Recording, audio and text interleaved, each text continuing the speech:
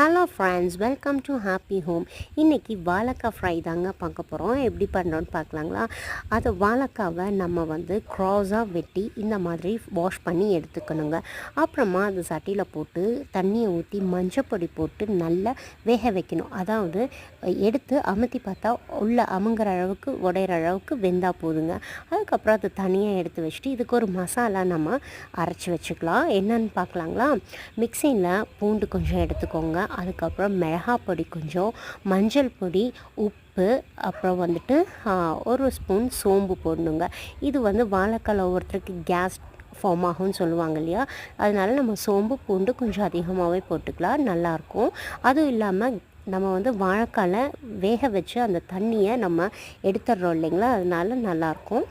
அதுக்கப்புறமா அதோட நம்ம ஒரு ஸ்பூன் அரிசி மாவையும் ஆட் பண்ணிக்கணும். ஆட் பண்ணதுக்கப்புறம் எண்ணெய் ஊற்றி தோசைக்கல்ல இந்த மாதிரி மீன் பொரிச்ச மாதிரி பொரிச்சு எடுக்கணுங்க. செம்ம சூப்பராக இருக்கும். சாம்பார் சாப்பாட்டுக்கு, எல்லா சாப்பாட்டுக்கும் ட்ரை பண்ணி பாருங்கள். பாய்.